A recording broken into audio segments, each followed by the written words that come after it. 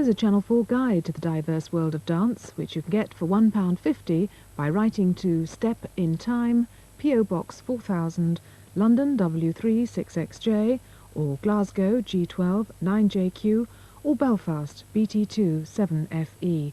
And please make your cheque or postal order payable to Channel 4. Well, next week at the same time finds Pina Bausch's most autobiographical work, Café Muller, in which she returns to the cafe of her childhood as a sort of sleepwalker. It's a unique television version that also marks her farewell appearance as a dancer.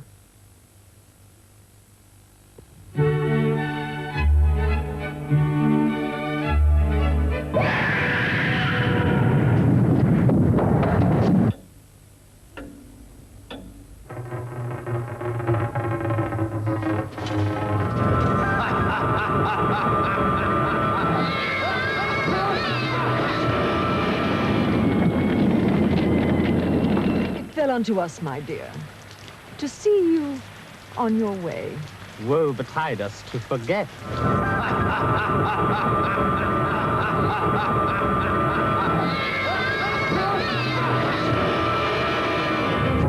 When Reason Sleeps on Channel 4.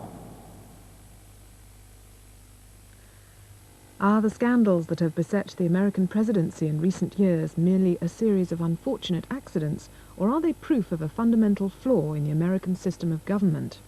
Well, with the help of Senator George McGovern, Henry Kissinger, former President Gerald Ford, and a whole host of presidential advisers and experts, Peter Sissons sifts the evidence in State of the Union after the break.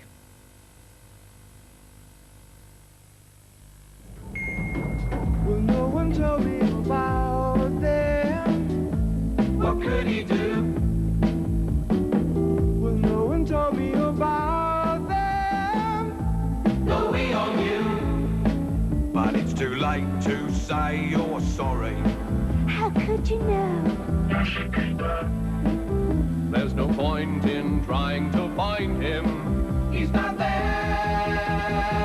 Well, let me tell you that his ghost is cooked. We've tried to find him, we've hunted everywhere. They act so swift and cruel, the future's clear and bright, but I'm not there. The British Telecom radio pages, from less than 50 pence a day.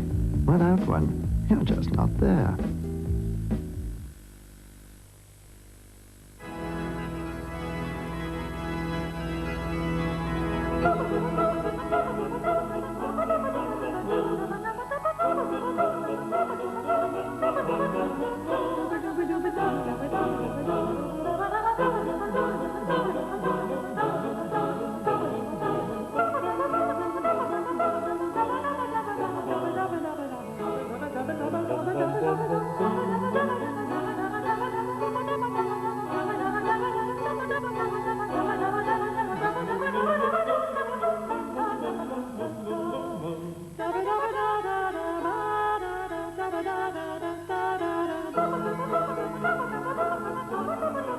There are some decisions you have to get right.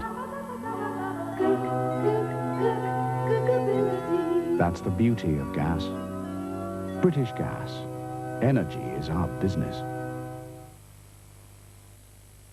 Refuge Assurance have a new savings plan called Tandem. It's 2 life assurance policies rolled into one. So you get 2 useful sums of money, nicely spread over 5-year cycles. The first maturing in 5 years, and the second after 10 years. To find out more, talk to the man from the Refuge. Gonna take a sentimental journey. Gonna set my heart at ease. Gonna make a sentimental journey to renew old memories. Got my bag, I got my reservation. Spend the time I can afford, like a child in wide anticipation. Long to hear that. Next time, get an Intercity saver. A train is as good as a rest. Wide anticipation. Long to hear that all about.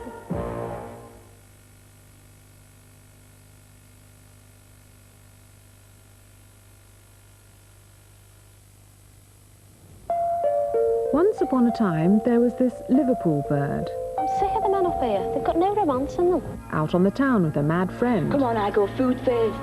Filth later. When she meets this Russian sailor, Look, it's my star. It's lovely. I think from now it will remind me of you. and decides to write a letter to President Brezhnev. Most people are trying to get out of Russia, not get in. Then it gets complicated in this week's Film on 4, Thursday at 9.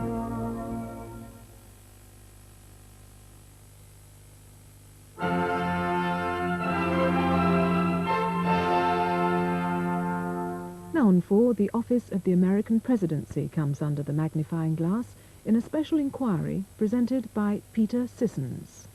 A few months ago, I told the American people I did not trade arms for hostages. My heart and my best intentions still tell me that's true, but the facts and the evidence tell me it is not.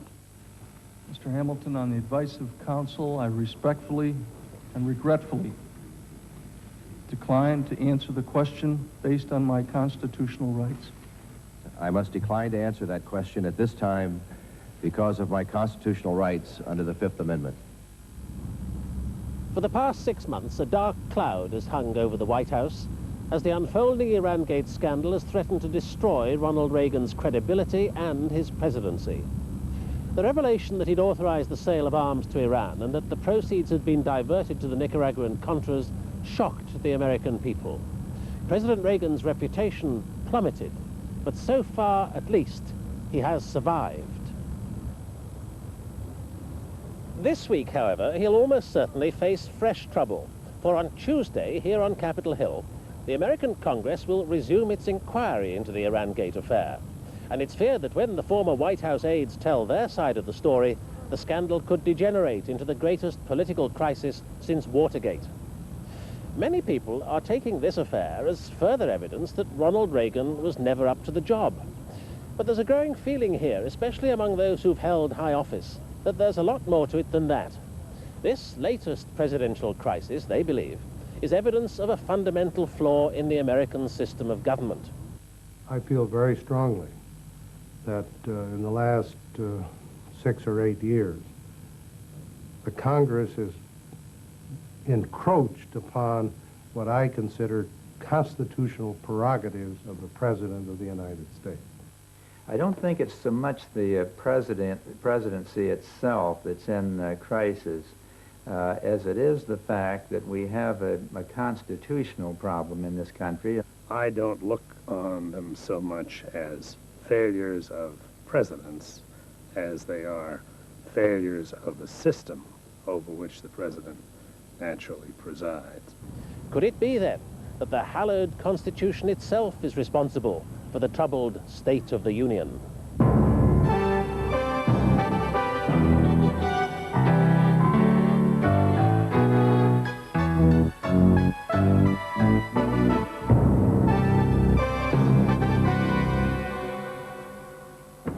Place your left hand on the Bible and raise your right hand and repeat after me. I, Ronald Reagan, do solemnly swear. I, Ronald Reagan, do solemnly swear that I... To most of the world, the President of the United States appears to be the most powerful man on earth. Symbolizing the American people and government, he is the leader not just of a superpower, but of the entire Western world. And in the nuclear age, he can determine the destiny of the planet. Accordingly, therefore, there's an obsessive interest in his every thought, word, and deed. No aspect of his life, public or private, is immune from this constant scrutiny and publicity. Yet despite all the drawbacks of the job, it's also the most sought-after political office on earth. The reality, however, is very different from the image, for despite the elaborate ceremonial trappings which suggest unlimited power, the job looks very different from inside the White House.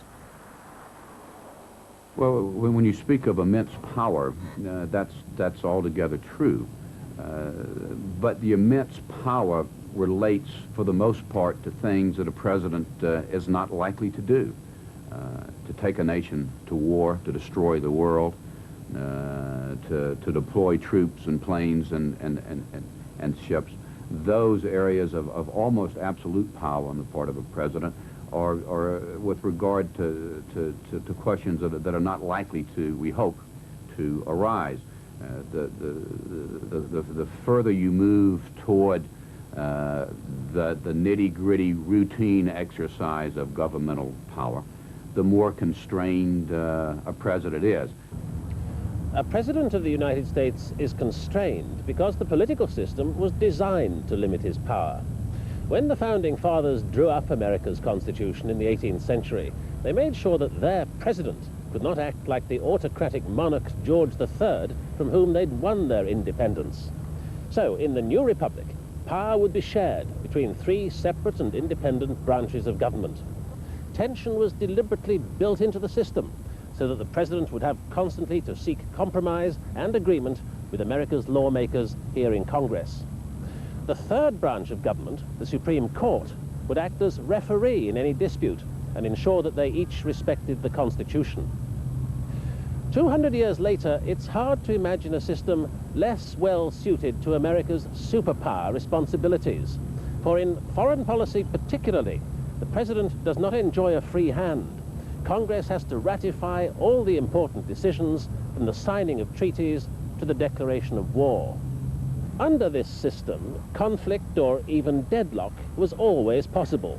But until recently, in the area of foreign policy, the system worked well enough. Historically, foreign policy in the United States has never been a very big and motivating concern unless there was a war prevalent, and people would obviously be concerned about it. Up until World War II, we didn't have real problems in foreign policy. The president generally ran the foreign policy of the United States, engaged in treaty negotiations, and the Senate more or less willingly went along. There were times when it wasn't so easy.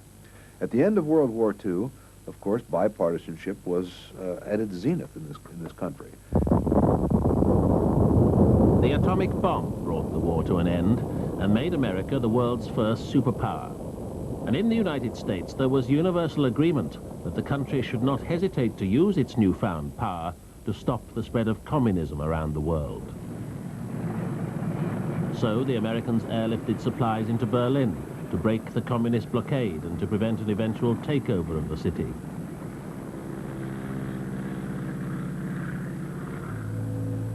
A few years later, American troops were in action in Korea to repulse the communist invasion from the north. President Eisenhower's decision to go to war was backed by both the main political parties, Republican and Democrat.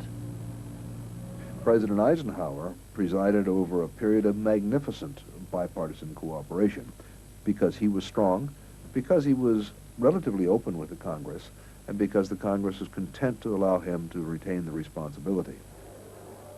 Eisenhower's Democratic successor, John F. Kennedy, enjoyed a similar consensus for his anti-Soviet crusade. Let every nation know, whether it wishes us well or ill, that we shall pay any price, bear any burden, meet any hardship, support any friend, oppose any foe, to assure the survival and the success of liberty. Kennedy's rhetoric took the United States into the jungles of Southeast Asia, to Vietnam. It was the first televised war, and as the body bags piled up, opposition to the war grew back home. Vietnam destroyed President Kennedy's successor, Lyndon Johnson, and tore the country apart. Well, I think Vietnam was the culminating event where that broke down the bipartisan foreign policy, because there was a war which was not only an ambiguous war, but in which there were passionate feelings on both sides. The 93rd Congress convened today determined to act like a Congress and not a doormat to the White House. Democratic leaders from House and As the war dragged on, Congress turned on the president. And in the House, Speaker Carl Albert promised the membership he would work to restore the powers of what he called the most important branch of government. Senator George McGovern was one of the leading opponents of the war. There was a feeling that Congress had lost control of its foreign policy responsibilities, even the sacred power to declare war. to commit this country to a war, which the Constitution gave primarily to the Congress, that was taken over by the so-called imperial presidents of that period.